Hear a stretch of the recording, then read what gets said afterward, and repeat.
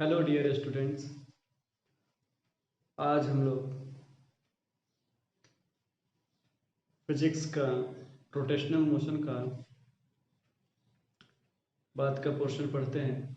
Rotational motion में उस दिन हम लोगों ने सर्कुलर मोशन के बारे में पढ़ा था और सर्कुलर मोशन में कौन कौन से टर्म हैं, बेसिक्स टर्म्स, उसके बारे में पढ़ा था। आज सर्कुलर मोशन के एप्लीकेशंस के बारे में पढ़ेंगे कि सर्कुलर मोशन का एप्लीकेशंस कहाँ कहाँ कर सकते हैं, रियल लाइफ में कहाँ कहाँ यूजेज है, फिर बात करें। तो अभी जो हम पढ़ने वाले हैं एप्लीकेशन ऑफ सर्कुलर मोशन, वो यूनिफॉर्म सर्कुलर मोशन की बात करेंगे, जहाँ पे वेलोसिटी जो है through out the motion constant माना जाता है। तो पिछले वीडियो में हमने बेसिक्स पढ़ चुके थे, जैसे सेंट्रीपिटल फोर्स के बारे में पढ़ चुके थे, सेंट्रीफ्यूगल फोर्स के बारे में पढ़ चुके थे एंड फ्रेम ऑफ रेफरेंस के बारे में भी पढ़े थे। आज उसके बाद आगे की बात करते हैं। चलिए सबसे पहले एप्लीकेशन ऑफ सर्कुलर मोशन कहाँ होता है। एप्लीकेशन ऑफ सर्कुलर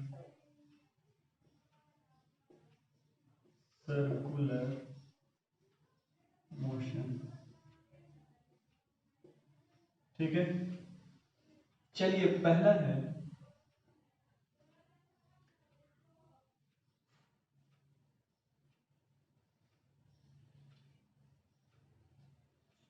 वो है आपका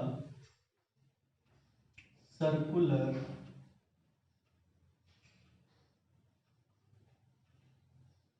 टर्न ऑन हॉरिजॉन्टल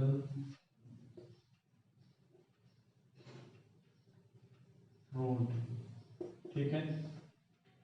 देखिए, हॉरिजॉन्टल रोड का मतलब ये है कि प्लेन रोड, ये ऐसा, ये आपका प्लेन रोड है। अब यहाँ पे कोई एक स्ट्रेट रोड गई है और वो आगे जाके फिर मुड़ रही है, मतलब एक सर्कुलर आर्क बन रहा है। ऐसा कर मान लीजिए ये एक सर्कुलर आर्क है, ये जिसकी रेडियस मान लीजिए यहाँ से यहाँ तक का आर है। यहाँ पे कोई व्हीकल है, ये कोई व्हीकल है जो इस डायरेक्शन में मूव कर रहा है, ये उसकी कांस्टेंट वेलोसिटी है v। इस सिचुएशन में जब ये सर्कुलर टर्न लेगा तो एक सेंट्रीपिटल फोर्स रिक्वायर होगा, सेंट्रीपिटल फोर्स रिक्वायर्ड होगा जो इस कार को इस रोड पे ऐसे मूव कराएगा, घुमाएगा, सर्कुलर मोशन में मूव कराएगा। वो सेंट्रीपिटल फोर्स हमने पढ़ा कि डिपेंड करता है वेलोसिटी पे। अगर मान लिए इसकी वेलोसिटी v है, तो v है तो सेंट्रीपिटल फोर्स कितना होगा, सेंट्रीपिटल फोर्स वो होता है mass into velocity square upon radius. की मास अगर हमने ले लिया कि m है, m v square upon r। अब यहाँ पे ऐसा तो कुछ है नहीं, हमने कार को कुछ धागे से तो बांध के नहीं रखा है, या कार को हमने रोप से तो बांध के नहीं रखा है कि कार को खींच रहा है उधर जाने नहीं देगा। तो इस सिचुएशन में यहाँ पे कौन ऐसा फोर्स है जो रिक्वायर्ड सेंट्रीपिटल फोर्स को प्रोवाइड करेगा। तो इस सिचुएशन में रिक्वायर्ड सेंट्रीपिटल फोर्स को प्रोवाइड करेगा फ्रिक्शन फोर्स। तो आप कहेंगे कि फ्रिक्शनल फोर्स या होगा फ्रिक्शनल फोर्स बिटवीन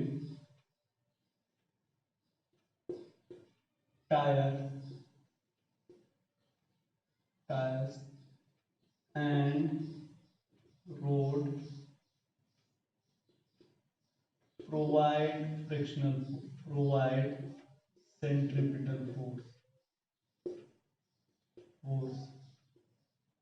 इस सिचुएशन में फ्रिक्शनल फोर्स हमने ले लिया कि F है, ये F इक्वल्स टू क्या हो जाएगा, mv स्क्वायर अपॉन r, ठीक है।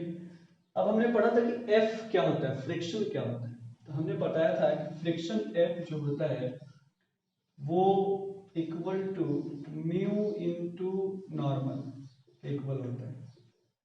Mu into normal. अब यहाँ पे इसकी m है तो ये अर्थ पे कितना वेट लगाएगा mg, और इसका नॉर्मल जो होगा वो जस्ट ऊपर की तरफ होगा n। इस सिचुएशन में नॉर्मल एंड वेट दोनों एक दूसरे को बैलेंस कर रहे हैं, तो आप कहेंगे कि नॉर्मल इक्वल्स टू क्या हो जाएगा, तो यहाँ पे आप कहेंगे f इक्वल्स टू क्या हो जाएगा mg। ये वैल्यू अगर आप इक्वेशन फर्स्ट में पुट करेंगे ये हो जाएगा mg equals to mv² upon r, mm cancel, तो v square equals to mu mg, sorry यहाँ हो जाएगा आपका म्यू mg, ये हो जाएगा mu gr and v equals to हो जाएगा म्यू gr अंडर रूट। ये हो गया। चलिए अब मान लीजिए ये वेलोसिटी से मूव करेगा। अगर वेलोसिटी, चूंकि वेलोसिटी तो फिक्स है नहीं, कभी वेलोसिटी ज्यादा होती है कभी वेलोसिटी कम होती है। अब अगर मान लिया जाए कि वेलोसिटी बढ़ना शुरू कर दे, ये वेलोसिटी क्या होगी, बढ़ रही है मैक्सिमम तक, यानी v is increasing to v maximum. जब v इंक्रीज होगा उस सिचुएशन में फ्रिक्शन फोर्स भी इंक्रीज करेगा, क्योंकि हमने पढ़ा है कि फ्रिक्शनल फोर्स जो होता है, फ्रिक्शनल फोर्स वो क्या होता है, सेल्फ एडजस्टिंग होता है। तो frictional force also increasing to its maximum value, और ये मैक्सिमम वैल्यू ही आपका क्या होता है, static friction F of S होता है। तो कैसे ये होगा, जितना ज्यादा सरफेस रफ रहेगा उतना ज्यादा इसकी स्टैटिक फ्रिक्शन होगी। तो अगर ये v मैक्स होता है तो हमने अगर वेलोसिटी को मैक्स से रिप्लेस कर दिया तो हमारा required centripetal force vx² upon vmx max square लिख देते अपॉन r, ये इक्वल टू किसके इक्वल हो जाएगा, तो म्यू एस mg के इक्वल होगा, m और m कैंसिल। इस सिचुएशन में v मैक्स जो है वो हो जाएगा under root of mu S R G. ये मैक्सिमम है। मैक्सिमम मतलब इस वेलोसिटी से अगर कोई ऑब्जेक्ट मूव करेगा तो वो बाहर की तरफ इस तरफ स्लाइड नहीं होगा, यानी अवॉइड होगा स्लाइडिंग से या फिर स्किडिंग से। इससे अगर कम है तो सेफ जाएगा, सेफली जाएगा, ठीक है। तो ये आपका हो गया v मैक्स का कॉन्सेप्ट। कि मैक्सिमम वेलोसिटी कितनी होगी तो वो डिपेंड करेगा फ्रिक्शनल फोर्स पे। फ्रिक्शन फोर्स किस पे डिपेंड करता है, नेचर ऑफ सरफेस। अगर नेचर ऑफ सरफेस अगर रफ है तो v मैक्स बढ़ सकता है, वो गिवन, वो डिपेंड कर रहा है totally mu S, coefficient of friction. इसको म्यू एस को कहते हैं कोएफिशिएंट ऑफ फ्रिक्शन, उस पर डिपेंड कर रहा है। तो ये आपका था फ्लैट रोड पे। अब अगर मान लिया जाए कि वेलोसिटी जो है वो इससे बढ़ गया, ज्यादा हो गया, उस सिचुएशन में क्या होगा कि ये फ्रिक्शन फोर्स तो बढ़ेगा नहीं, और फ्रिक्शन फोर्स अगर नहीं बढ़ रहा है, वैरी नहीं कर रहा है, इंक्रीज नहीं हो रहा है, क्योंकि ये इसकी लिमिट है, इससे ज्यादा बढ़ नहीं सकता है। उस सिचुएशन में अगर कोई मूव कर रही है कार तो वो तो मूव नहीं कर पाएंगे, टर्न नहीं ले पाएगी, एक्सीडेंट हो जाएगा। तो एक्सीडेंट को अवॉइड करने के लिए हम क्या करते हैं, एक नया टर्म, नया प्रोसेस करते हैं जिसको हम कहते हैं बैंकिंग ऑफ रोड। तो बैंकिंग ऑफ रोड इसके बाद अपन पढ़ने वाले हैं कि जहां पे जो वेलोसिटी है वो मैक्सिमम वेलोसिटी यानी म्यू एस आर जी से ज्यादा हो जाए तो उस सिचुएशन में हम रोड को क्या करते हैं, बैंक्ड करते हैं। तो आगे का कॉन्सेप्ट अब वहां से अपन पढ़ते हैं, यहां तक के लिख लीजिए।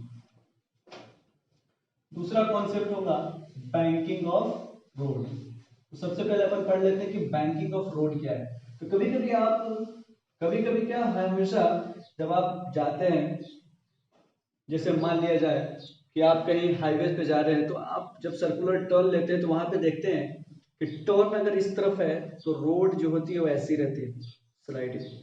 यानी आउटर लेयर जो होता है वो इनर लेयर पे ऊपर रहता है, यानी रेज किया जाता है, इसी को हम कहते हैं बैंकिंग। इससे फायदा क्या होता है, कभी कभी आपने देखा होगा कि आप अगर फ्लैट रोड पे गाड़ी चलाते हैं तो उस सिचुएशन क्या होता है कि आपकी गाड़ी टर्न नहीं होती, तो आप फिर क्या करते, गाड़ी को स्लाइड करते, मतलब कह सकते इंक्लाइन कर देते हॉरिजॉन्टल में। इंक्लाइन करने से क्या फायदा होता है कि आपके वेट का एक पोर्शन वो रिक्वायर्ड सेंट्रीपिटल फोर्स को प्रोवाइड करता है।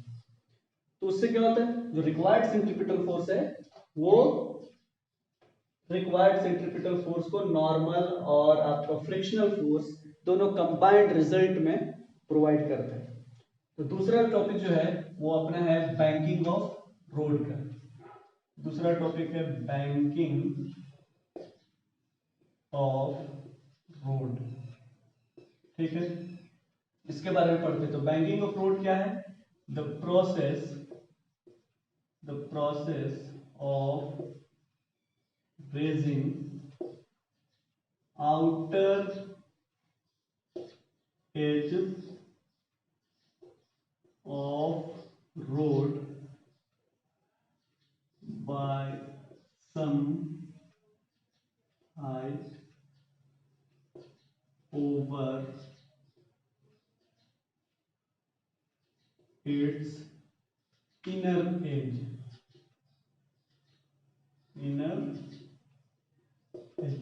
ठीक है।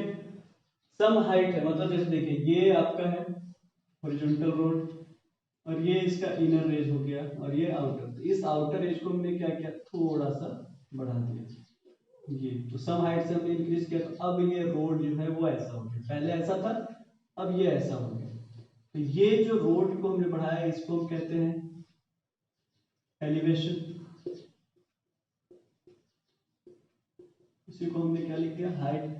और यहाँ पे कोई एंगल है एलिवेशन से रिलेटेड, इस एंगल थीटा को हम कहते हैं बैंकिंग एंगल या angle of banking, angle of banking, ठीक है। तो एंगल ऑफ बैंकिंग की हम बात करेंगे, तो एंगल ऑफ बैंकिंग क्या है कि जिस इंक्लिनेशन से रोड जो है यानी उठ रहा है ऊपर की तरफ, उसको हम कहते हैं एंगल ऑफ बैंकिंग, ठीक है। चलिए अब मान लिया जाए कि कोई ऑब्जेक्ट इस पे मूव कर रही है, इसका मास m है और कोई ऑब्जेक्ट इस पे मूव कर रही है, ठीक है। हमें निकालना है कि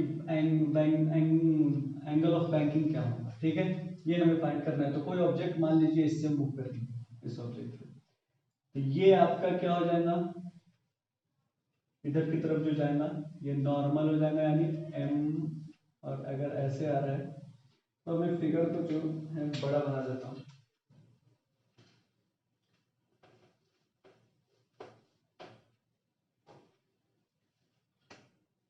ये है कोई हॉरिजॉन्टल रोड, ठीक है, ये आपका है थीटा एंगल, इसको हम कहते हैं बैंकिंग एंगल, बैंकिंग एंगल, ठीक है। अब कोई ऑब्जेक्ट मान लीजिए इस पे मूव कर रहा है, ठीक, ये ऑब्जेक्ट का अगर मास m है तो वेट इसका सीधा डाउनवर्ड लगेगा, ये आपका लगेगा वेट, और ये किसके इक्वल होगा, mg के, ठीक है। वेट हमेशा हॉरिजॉन्टल पे परपेंडिकुलर होता है। दूसरा इसका एक कंपोनेंट लगेगा ऐसा, ठीक है। अब देखिए ये अगर थीटा है और ये 90 डिग्री है तो ये कितना हो जाएगा 90 माइनस थीटा, तो ये कितना हो जाएगा थीटा, ये आपका थीटा के इक्वल है। तो ये वेट के दो कंपोनेंट होंगे, एक कंपोनेंट इधर की तरफ होगा, ये आपका हो जाएगा mg cos थीटा, जो नॉर्मल इस सरफेस के नॉर्मल की तरह एक्ट करेगा, ठीक है। दूसरा इसी का एक कंपोनेंट होगा जो इधर की तरफ आएगा, ठीक है, और इसको हम कहेंगे, मान लीजिए चूंकि इस पे परपेंडिकुलर होगा दो कंपोनेंट, तो ये आपका हो जाएगा, अगर mg की में बात करें तो ये हो जाएगा आपका m जी साइन थीटा, ठीक है। ये होगा। अगर हम नॉर्मल में बात करें, यहाँ पे तो हमने इसकी तरह से बात किया है, सिंपल जो आपने पढ़ा है कि ये इस टाइप का होता है। अब अगर नॉर्मल की तरह हम बात करें तो आपको दिख रहा है ये कंपोनेंट, ठीक है, ये आपका थीटा है, ये भी कितना हो जाएगा थीटा। तो नॉर्मल के दो कंपोनेंट हो जाएंगे, एक ये कंपोनेंट हो जाएगा n cos थीटा और दूसरा ये कंपोनेंट होगा इधर की तरफ, इसको हम बोलेंगे n sin थीटा, ठीक है। ये ऐसा है, ठीक है। तो अब हमने कहा था कि अगर मान लिया जाए कि आप व्हीकल को इंक्लाइंड कर देते हैं तो नॉर्मल का जो कंपोनेंट होता है वो सेंट्रीपिटल फोर्स प्रोवाइड करता है यानी सेंटर की तरफ। तो हॉरिजॉन्टल में कौन सा फोर्स एक्ट हो रहा है n sin थीटा, ये n sin थीटा जो होगा वो आपका सेंट्रीपिटल फोर्स प्रोवाइड करेगा। तो यहाँ पे अगर हम बात करते हैं कंपोनेंट को इक्वेट करते हैं बैंकिंग पे, तो आप कहेंगे इसमें पहला तो हो गया बैंकिंग ऑफ लोड हमने लिख दिया, दूसरा बैंकिंग एंगल फाइंड कर रहे हैं, banking angle at safe speed. Safe speed क्या है, उतनी स्पीड जहां पे फ्रिक्शन फोर्स की जरूरत नहीं पड़ती। फ्रिक्शन फोर्स की जरूरत कब पड़ेगी, जब हमारा वेट चूंकि और स्पीड बढ़ जाए और नॉर्मल चूंकि वेट हमारा कांस्टेंट है तो उसके कंपोनेंट भी क्या हो जाएंगे कांस्टेंट हो जाएंगे। तो उस सिचुएशन में रिक्वायर्ड जो मोर रिक्वायर्ड सेंट्रीपिटल फोर्स होगा वो कौन प्रोवाइड करेगा, हमारा फ्रिक्शनल फोर्स प्रोवाइड करेगा। तो यहाँ पे सेफ स्पीड है, सेफ स्पीड मतलब नॉर्मल स्पीड जहां पे फ्रिक्शन फोर्स की जरूरत नहीं पड़ रही है, सिर्फ नॉर्मल का कंपोनेंट जो है वो फ्रिक्शन फोर्स को प्रोवाइड कर रहा है। इस सिचुएशन में क्या होगा, तो आप कहेंगे कि n sin थीटा ये आपका रिक्वायर्ड सेंट्रीपिटल फोर्स प्रोवाइड कर रहा है। तो n sin theta equals to क्या हो जाएगा mv safe square upon radius r, ठीक है। दूसरा क्या होगा, तो दूसरा दिख रहा है कि n cos थीटा जो है वो mg के इक्वल है, ये हो गया वर्टिकल कंपोनेंट। तो आप कहेंगे कि n cos थीटा ये इक्वल है mg को इक्वेशन फर्स्ट को इक्वेशन सेकंड दोनों को डिवाइड कर दीजिए, equation first divided by equation second divide करेंगे तो n और n cancel, sin theta upon cos theta ये आपका आ जाएगा tan थीटा और tan theta equals to mg, mg cancel हो गया, ये आ जाएगा vs स्क्वायर अपॉन rg, ठीक है। तो यहां से आप बात करेंगे थीटा जो होगा that is equals to tan inverse vs square upon rg के, ये हो गया बैंकिंग एंगल। तो यहां से अपन हम बैंकिंग एंगल फाइंड कर देंगे, चलिए लिख लीजिए इसको।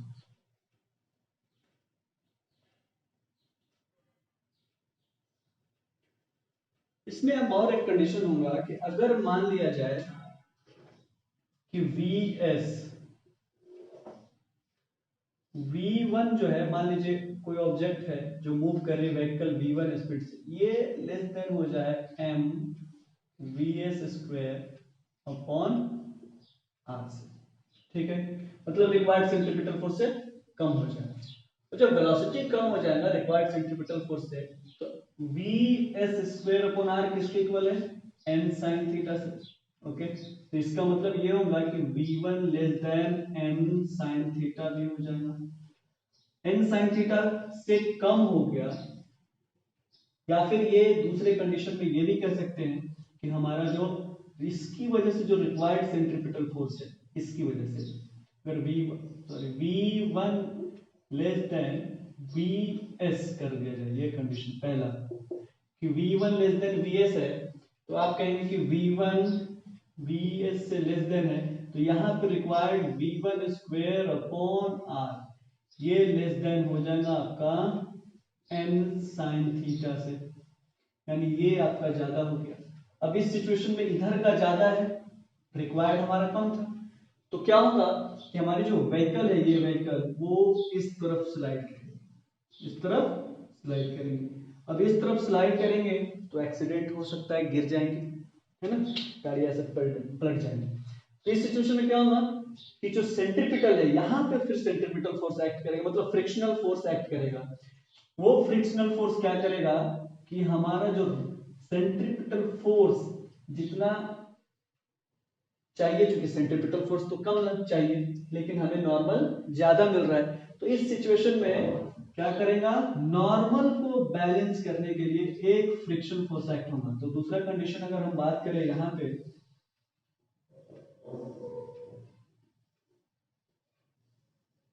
ये थीटा है, यहां पे कोई ऑब्जेक्ट है m, ये होगा उसका वेट mg, ठीक है, और ये होगा आपका नॉर्मल का कॉन्सेप्ट ऐसे, और ये ऐसे, ये आपका नॉर्मल हो जाएगा इस पे प्लेन, और ये थीटा हो जाएगा,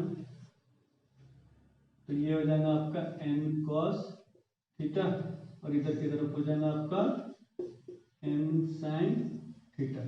तो इस सिचुएशन में क्या होगा कि जब mv² लेस देन है तब frictional force F acts outside the term, ठीक है, टर्म के अपोजिट डायरेक्शन में फ्रिक्शन फोर्स एक्ट करेगा, ठीक है। F acts outside the term along inclined plane,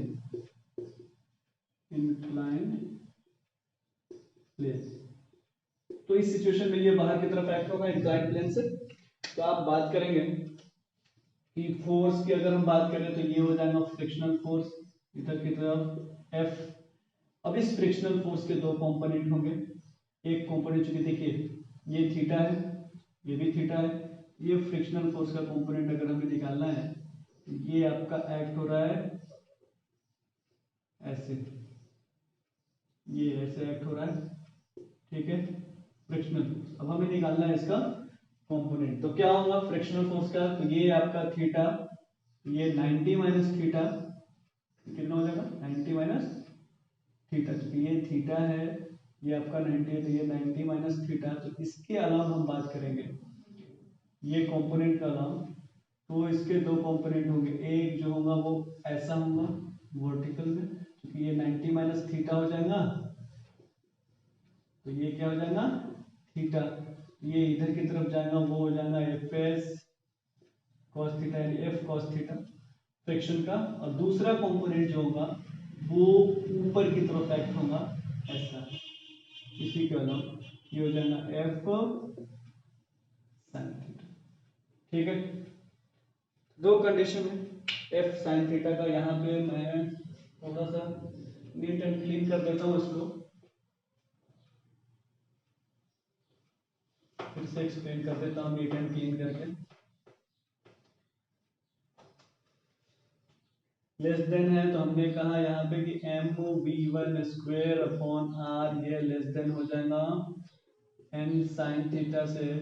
तो इस सिचुएशन में फ्रिक्शन फोर्स जो है वो बाहर की तरफ एक्ट होगा, और हमारा जो डायग्राम रहेगा वो ऐसा रहेगा, यहाँ पे एक ऑब्जेक्ट है, ये आपका थीटा है, ये mg होगा,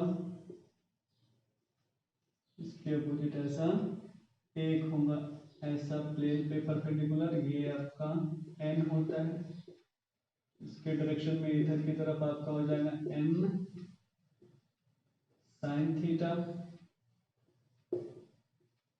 फ्रिक्शन फोर्स इधर की तरफ एक्ट होगा, तो इसका एक कंपोनेंट इधर होगा, ये थीटा हो जाएगा, ये हो जाएगा आपका Fs cos थीटा, और दूसरा कंपोनेंट जो होगा वो इसी के अलावा होगा, ये वाले टर्म के अलावा, ये आपका था n cos थीटा, ठीक है, और Fs का दूसरा जो होगा वो इसके अलावा होगा Fs, यहाँ लिख देता हूँ Fs sin थीटा।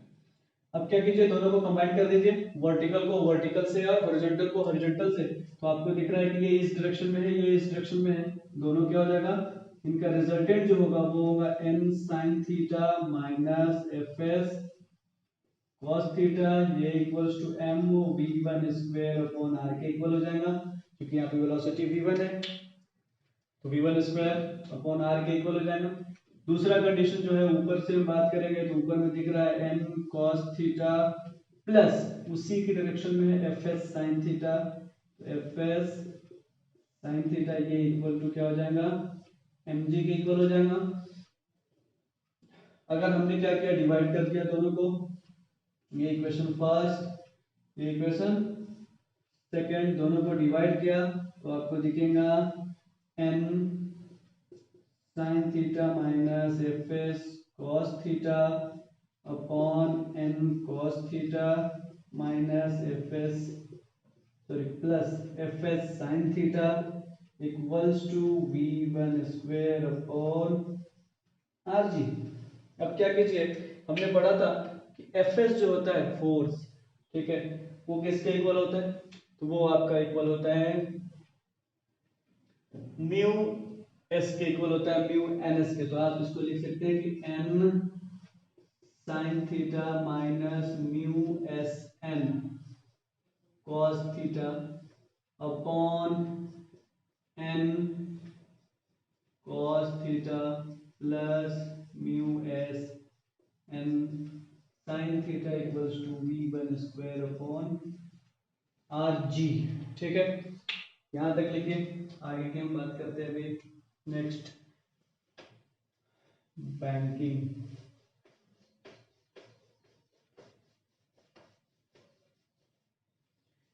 तो इस सिचुएशन में आप अगर आप इक्वेट करते हैं तो एन एन कैंसिल हो जाएगा, एन और एन को बाहर निकालेंगे कैंसिल हो जाएगा, तो आपका दिखेगा sine theta minus mu S cos theta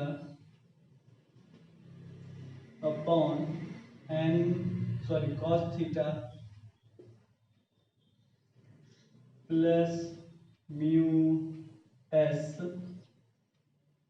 sine theta ये इक्वल्स टू होगा v1 स्क्वायर अपॉन आर जी। दोनों तरफ cos थीटा से डिवाइड करेंगे, ये आपका हो जाएगा tan theta minus mu S upon ये हो जाएगा 1 plus mu S tan theta ये इक्वल्स टू हो जाएगा v1 स्क्वायर अपॉन आर जी। अगर हमें v1 निकालना है तो आर जी इधर आ गया और स्क्वायर रूट आ जाएगा, वो हो जाएगा आपका tan थीटा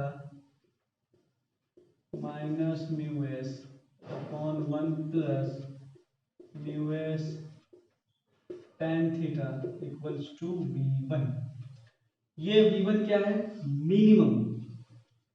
ये जो v1 है एकदम मिनिमम, क्यों, क्योंकि हमारा यहाँ पे फोर्स ऑफ फ्रिक्शन जो है वो मैक्सिमम है। तो v1 क्या है, minimum equals to minimum velocity at banked road। ठीक है, लिख लीजिए।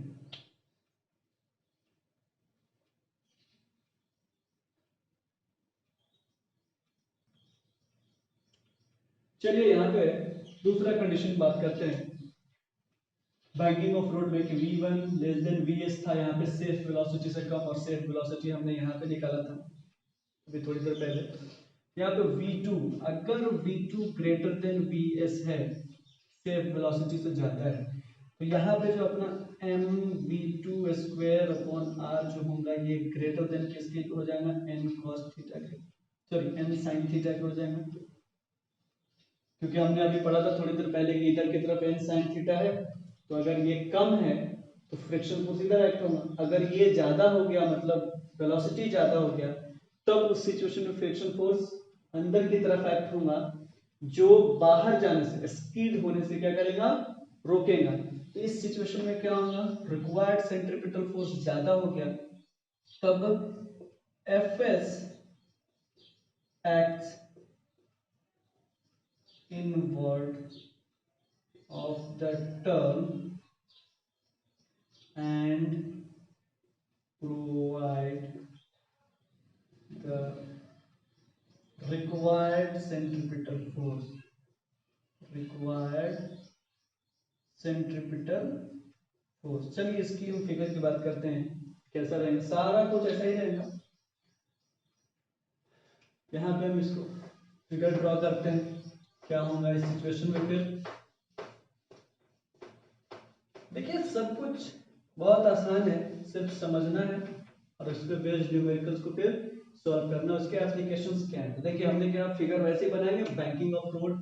चलिए ये हॉरिजॉन्टल रोड है, ये आपका हो गया बैंकिंग ऑफ रोड का कॉन्सेप्ट। ये आपका कोई मास है तो वेट हमेशा डाउनवर्ड लगेगा, ये हो जाएगा mg, फिर करस्पॉन्डिंग ऊपर में, और ये इंक्लाइंड होगा ऐसे। तो ये अगर थीटा है बैंकिंग ऑफ रोड तो ये भी थीटा हो जाएगा, क्योंकि ये 90 डिग्री होता है, तो ये 90 माइनस थीटा, तो ये थीटा, क्योंकि ये लाइन इस पे परपेंडिकुलर है। ये आपका होता है नॉर्मल, तो ये भी थीटा हो जाएगा, तो इसका ये एक टर्म हो जाएगा n cos थीटा, और इधर का एक टर्म हो जाएगा वो हो जाएगा n sin थीटा। ठीक है, हमने क्या पढ़ा कि इसकी वेलोसिटी जो है वो सेफ वेलोसिटी से ज्यादा है। इस सिचुएशन में फ्रिक्शन फोर्स आपका इस तरफ एक्ट होगा, ये हो जाएगा फ्रिक्शन फोर्स। ठीक है, जब फ्रिक्शन फोर्स इस तरह एक्ट होगा तो देखिए ये आपका थीटा है, तो ये एंगल कितना होता है, तो ये एंगल हो जाएगा 90 माइनस थीटा। ये 90 माइनस थीटा होगा, तो ये वाला जो एंगल है, ये एंगल हो जाएगा आपका थीटा। ठीक है, यानी friction force and component of a normal, उसके बीच का एंगल जो बनेगा वो कितना बनेगा, वो बनेगा आपका 90 माइनस थीटा।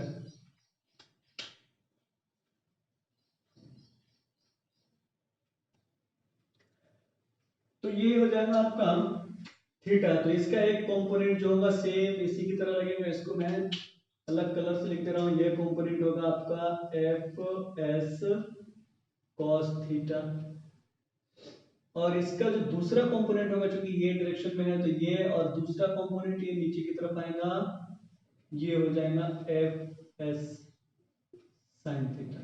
अब अगर हम दोनों को वर्टिकल कंपोनेंट को वर्टिकल कंपोनेंट से इक्वेट करते हैं और हॉरिजॉन्टल कंपोनेंट को हॉरिजॉन्टल कंपोनेंट से इक्वेट करते हैं, तो आपको क्या दिख रहा है, एक डायरेक्शन में है n sin थीटा, ओके, और n sin थीटा के साथ fs cos थीटा है, ये दोनों एक ही डायरेक्शन में है, तो ये ऐड हो जाएंगे, एडिटिव नेचर के हो जाएंगे, तो n sin theta plus fs cos theta, ये दोनों कंबाइंड होकर क्या प्रोवाइड करेंगे, सेंट्रीपिटल फोर्स। इस डायरेक्शन में क्या है, सेंट्रीपिटल फोर्स, क्योंकि कार ऐसे मूव कर रही है। ये आपका mv2 स्क्वायर अपॉन r।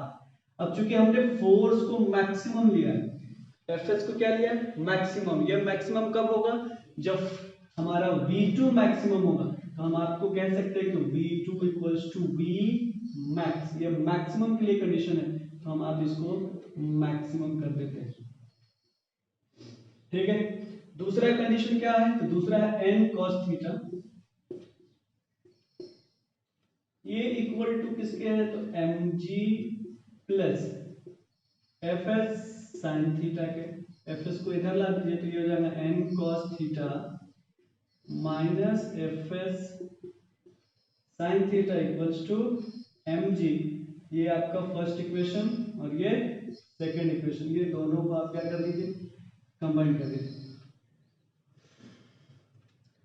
अब अगर सेम प्रोसीजर से सॉल्व करते हैं तो ये n cos थीटा होगा, इसको इससे डिवाइड करेंगे तो सारा कुछ सेम पहले ही जैसा होगा, लेकिन यहाँ पे ये प्लस होता है, तो यहाँ पे क्या हो जाएगा, ये यहाँ पे माइनस है, यहाँ प्लस, और यहाँ पे प्लस है तो यहाँ माइनस है। तो इस सिचुएशन में जब सॉल्व करने के बाद ऑन सॉल्विंग, ये आप लोग कर लेंगे सॉल्विंग सेम इसी तरह से करेंगे। तो सॉल्व करने के बाद आपका जो वेलोसिटी होगा v मैक्स, तो v मैक्स हो जाना under root rg bracket tan theta. देखिए tan थीटा क्यों, sin theta upon cos theta, tan theta ये प्लस में, यहां से म्यू एस बच जाएगा, तो plus mu S upon denominator की बात करें तो n cos थीटा है, तो n तो कैंसिल हो जाएगा, बचेगा 1, ये हो जाएगा 1 minus mu S tan theta. ये आपका हो जाएगा जब मैक्सिमम वेलोसिटी का कॉन्सेप्ट लिया जाए तब, या फिर ये बोलिए कि वेलोसिटी जो है वो आपका ज्यादा है सेफ वेलोसिटी से, उस कंडीशन में मैक्सिमम के लिए होगा। अगर मैक्सिमम नहीं है तो म्यू एस क्या हो जाएगा, म्यू एस को रिप्लेस कर देंगे। अब अगर मान लीजिए रोड बैंक नहीं हो, रोड बैंक नहीं हो, थीटा इक्वल्स टू 0 हो, इस सिचुएशन में वी मैक्स की हम बात करें तो वी मैक्स इक्वल्स टू ये 0 है तो म्यू एस बच जाएगा, ये सारे 0, तो आपका हो जाएगा म्यू एस आर जी, जो हमने पहले पढ़ा है फ्लैट रोड पे, तो सारा कंडीशन वही आ गया। चलिए इसको लिखते हैं।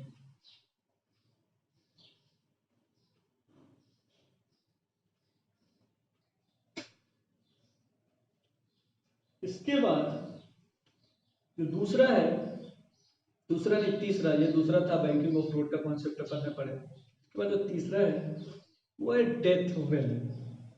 डेथ वेल, मौत का कुआं। थर्ड कंडीशन जो आपने देखा भी होगा कई बार, डेथ वेल। डेथ वेल में भी इसका यूज होता है। एक्चुअली डेथ वेल कैसा होता है, एक्चुअली होता है वो फ्रस्टम शेप का, लेकिन हम उसको सर्कुलर ले रहे हैं। अब मान लीजिए यहाँ पे कोई एक मोटर बाइक चलाने वाला है, ठीक है, ये इस हॉरिजॉन्टल सर्कल में मूव करता है, ये है हॉरिजॉन्टल सर्कल, जो सेंटर ये है, इसकी रेडियस r है, ठीक है। तो यहां पे क्या होगा कि देखिए ये आपका है सरफेस, ठीक है, सरफेस पे ये टच है तो नॉर्मल इस डायरेक्शन में एक्ट होगा, ये आपका है नॉर्मल फोर्स, ठीक है। दूसरा क्या होगा कि बॉडी का जो वेट है वो किधर आएगा, नीचे की तरफ, mg, मास अगर m है तो, और इसका जो नीचे स्लाइड होने से रोकेगा वो है फ्रिक्शनल फोर्स, जो ऊपर की तरफ एक्ट होगा, ये ऊपर की तरफ एक्ट होगा फ्रिक्शनल फोर्स। मैक्सिमम वेलोसिटी अगर ये है, अज्यूम कर लीजिए कि अगर मान लीजिए इसकी मास m है, मोटर बाइक प्लस राइडर दोनों का मास मिला के m है, और वो v वेलोसिटी से मूव कर रहा है, तो v वेलोसिटी से अगर मूव कर रहा है तो उस सिचुएशन में जो फ्रिक्शन फोर्स एक्ट होगा वो ऊपर की तरफ एक्ट होगा, क्योंकि वेट नीचे की तरफ है, और जो सेंट्रीपिटल फोर्स है रिक्वायर्ड वो कौन, नॉर्मल प्रोवाइड करेगा। तो नॉर्मल जब सेंट्रीपिटल फोर्स प्रोवाइड करेगा तो आप अगर बैलेंस करेंगे n इक्वल्स टू क्या हो जाएगा, M V square upon R, अगर इसकी रेडियस r है तो, और दूसरा क्या हो जाएगा तो F S equals to M G, ठीक है। अब हम बात कर रहे हैं, हमने पढ़ा था कि एफ एस जो होता है वो less and equals to mu of mu S of N के इक्वल है। तो अगर हम बात करेंगे यहाँ से एफ एस, तो एफ एस किसके इक्वल है, एम जी के, तो ये एम जी ये इक्वल टू हो जाएगा म्यू एस, और एन किसके इक्वल है, तो M V square upon R के। एम से एम क्या हो गया, कैंसर, तो इस सिचुएशन में R G upon mu S ये इक्वल्स टू हो गया V square, and V equals to क्या हो जाएगा, R G upon mu S under root. ये आपका हो जाएगा डेथ वेल में जो रिक्वायर्ड वेलोसिटी होनी चाहिए वो radius G and mu S के रेशियो के स्क्वायर रूट के इक्वल होनी चाहिए, तब क्या होगा कि वो एक्सीडेंट से अवॉइड रहेगा। ये लीजिए, इसके बाद कुछ इस पे बेस्ड न्यूमेरिकल्स का, ठीक है। चलिए देखते हैं न्यूमेरिकल्स। देखिए क्या कह रहा है न्यूमेरिकल्स में, a coin is kept at a distance of 10 centimetre from the centre of a turntable of radius 1 metre, just begin to slip when the turntable rotates at a speed of 90 rpm। देखिए क्या क्या given है,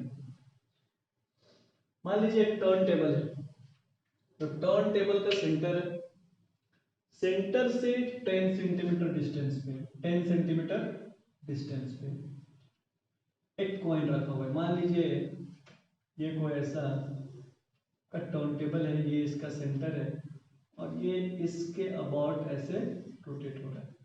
ये centre से 10 centimetre मान लीजिए, यहाँ पे 10 सेंटीमीटर पे ये कॉइन, ठीक है, रखा हुआ है।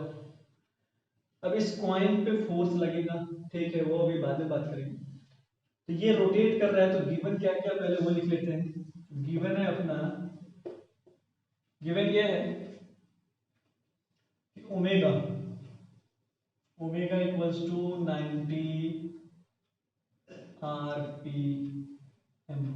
ये रिवोल्यूशन के टर्म में है, इसको ओमेगा नहीं कहेंगे, नंबर ऑफ रिवोल्यूशन है दिया हुआ, ठीक है, ये नंबर ऑफ रिवोल्यूशन है 90। ओमेगा जब निकालेंगे तो पहले इसको आरपीएस में कर लो तो फ्रीक्वेंसी निकल जाएगा। फ्रीक्वेंसी इक्वल्स टू क्या हो जाएगा, 90 डिवाइडेड बाय 60। एक मिनट में इतना है तो 1 सेकंड में कितना करेगा, 1010, तो ये हो जाएगा 3/2। ये हर्ट्ज आपका आ गया। तो ओमेगा कितना हो जाएगा, ओमेगा इक्वल्स टू होता है 2πf। तो 2 इंटू 3.14 इंटू 3/2, 2 से 2 कैंसिल, ये आ जाएगा 3 4 जा 12, 3 और 1 4 9, ये इतना 9.42 रेडियन पर सेकेंड, ये आपका आ गया ओमेगा की वैल्यू, ठीक है।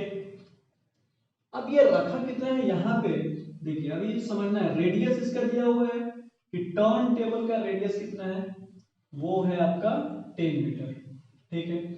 लेकिन हमें उससे मतलब नहीं है, हमें ऑब्जेक्ट कहाँ है, तो ऑब्जेक्ट आपका सेंटर से 10 सेंटीमीटर है। ये इसका मतलब ये है कि जब ये रोटेट होगा तो ये टर्न इसके साथ ऐसे रोटेट होगा, यानी इसका सर्कल हो जाएगा, ठीक है। तो ये आपका सर्कल है, तो इसकी रेडियस कितनी है, 10 सेंटीमीटर। तो कॉइन कहाँ है, 10 सेंटीमीटर। तो आप कहेंगे कि रेडियस इक्वल्स टू हो जाएगा, रेडियस है आपका 10 सेंटीमीटर और इसको बात करेंगे कि ये हो जाएगा 0.1 मीटर। तो यहां पे देखिए, जब अगर वो सर्कुलर में रोटेट करेगा सर्कल में, तो सेंट्रीपिटल फोर्स इधर लगेगा, लेकिन इस ऑब्जेक्ट पे सेंट्रीफ्यूगल फोर्स इधर की तरफ लगेगा, F सेंट्रीफ्यूगल हो जाएगा, CF, ये सेंट्रीफ्यूगल उधर लगेगा, तो उधर लगेगा, इसका मतलब ये स्लाइड होगा उस तरफ, ये उस तरफ स्लाइड होगा, ये स्लाइडिंग होगा इधर की तरफ, क्योंकि इस पे फोर्स लग रहा है। दूसरी तरफ क्योंकि फ्रेम ऑफ रेफरेंस की बात करें, एक्सेलरेटेड मोशन पे ऑब्जेक्ट है, तो एक सूडो फोर्स बाहर की तरफ एक्ट होगा उस पे, तो ये उस तरफ स्लाइड होगा। जब ये ऑब्जेक्ट यानी कॉइन जो है वो आउटर की तरफ स्लाइड होगा, तो कह रहा है कि it just begin to slip, ये स्लाइड होने वाला ही है। इसका मतलब ये है कि वेलोसिटी इतनी है कि वो स्लाइड नहीं हो रहा है, बैलेंस हो रहा है, तो फ्रिक्शनल फोर्स इधर की तरफ एक्ट होगा। तो रिक्वायर्ड फ्रिक्शनल फोर्स कितना होगा, तो आप बात करेंगे यहाँ पे कि mv स्क्वायर अपॉन r, ये इक्वल्स टू हो जाएगा Fs, ठीक है ना। ये चूंकि सेंट्रीफ्यूगल फोर्स जो होगा वो mv स्क्वायर अपॉन r के इक्वल है, Fs इधर की तरफ है, दोनों क्या कर रहे हैं, बैलेंस कर रहा है एक दूसरे को। जब बैलेंस कर रहा है तो इस सिचुएशन में आप बात करेंगे कि m v की जगह पे आप ओमेगा के टर्म में दिया हुआ है, तो आप कहेंगे कि m omega square into r, ये इक्वल हो जाएगा म्यू s mg के, m से m क्या हो गया, कैंसिल, अपन को फाइंड करना है म्यू, तो म्यू s इक्वल्स टू हो जाएगा omega square r divided by g। और इसकी बात करेंगे तो ओमेगा कितना है आपका 9.42 मल्टीप्लाइड बाय 0.1 डिवाइडेड बाय 9.8। अब इसको आप सॉल्व करेंगे, ठीक है। चलिए इसकी वैल्यू लिखिए आप, कितना आएगा,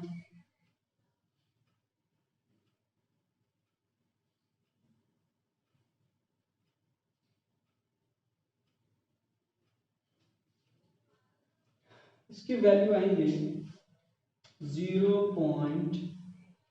क्योंकि ये 1 से कम है और उसमें और भी आ जाएगा, यानी 0.096 7 कुछ ऐसा टर्म करके आ जाएगा, देख लीजिए।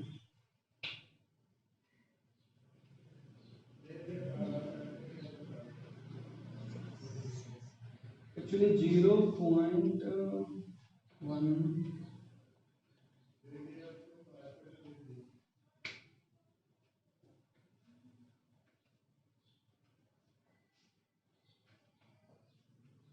सॉरी गलत हो गया, ओमेगा स्क्वायर अपन को करना है, ये हो गया आपका गलत।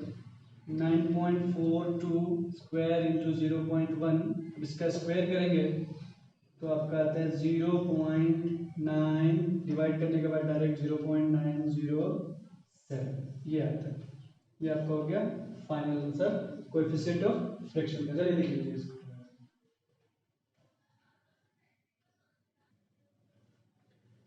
चलिए नेक्स्ट क्वेश्चन देखते हैं।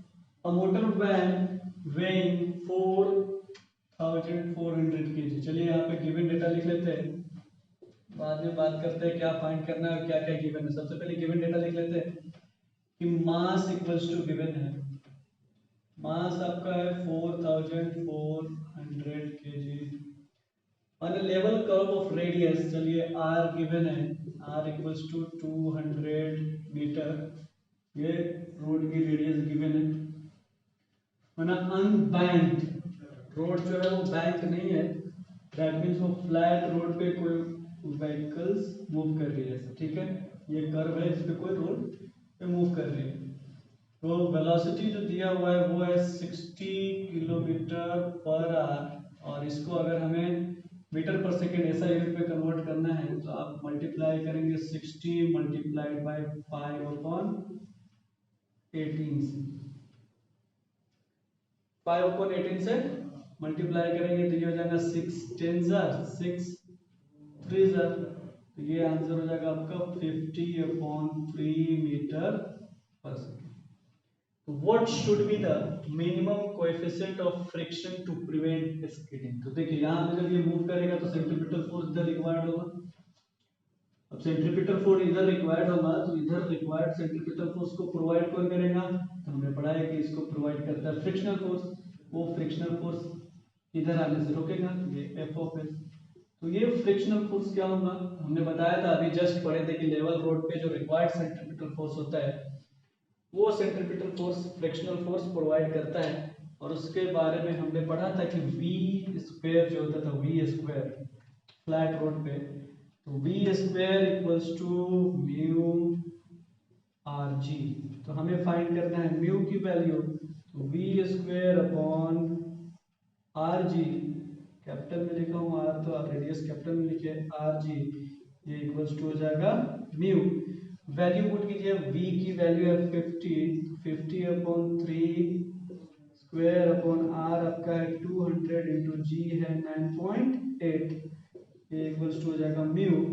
इसको सॉल्व करेंगे क्या हो जाएगा 2500 अपॉन 9, क्योंकि 50 का स्क्वायर 3 का square, 200 into 9.8 equals to mu.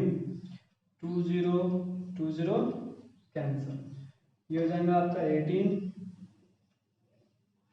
25 upon 18 9, तो आप इसको मल्टीप्लाई करेंगे तो 18 8 144, 18 9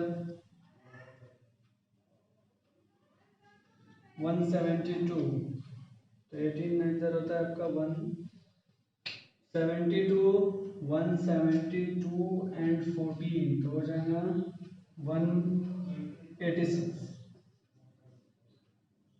इक्वल्स टू ये हो जाएगा म्यू। और इसको सॉल्व करेंगे तो आपका वैल्यू जो आएगा डिवाइड करेंगे 0 पॉइंट, यहाँ पे अगर 250 करेंगे तो 2 आ जाएगा, क्योंकि यहाँ पे अगर आपने 0 लगाया तो 186 पॉइंट और 14, ये हो जाएगा 0.14 समथिंग 1412, इस टाइप से आंसर आ जाएगा। देख लीजिए अब तो क्या ये अब कह रहे हैं कि अगर मान लिया जाए व्हाट एंगल, अगर हम फ्रिक्शन को इंक्लूड नहीं करें तो इस सिचुएशन में रोड को कितना बैंक करेंगे? हमने पढ़ा था कि अगर मान लीजिए फ्रैक्शन इंक्लूड नहीं करते हैं तो tan थीटा जो होता है, tan थीटा ये इक्वल्स टू होता है v स्क्वायर अपॉन rg के। और यहां से हम बात करेंगे म्यू इक्वल्स टू, तो ये होता है आपका mu equals to v square upon rg। तो आप फिर इस सिचुएशन में ये दोनों LHS RHS इक्वल है, यहाँ पे आप बोलेंगे mu equals to tan theta. तो अगर हमें बैंकिंग निकालना है तो थीटा इक्वल्स टू क्या हो जाएगा, tan inverse of mu, that is आप कह सकते हैं कि tan इनवर्स ऑफ 0.14। अब इसकी वैल्यू निकाल दीजिए 0.14 की, कितनी आती है, एंगल में डिग्री में आएगा 8 डिग्री के आसपास है ना। तो आप उसको लिखेंगे कि हो जाएगा 8 डिग्री 5 मिनट समथिंग, ये इतना आएगा। इसको अपन को लॉग टेबल से सॉल्व करना पड़ेगा। चलिए लिख लीजिए इसको।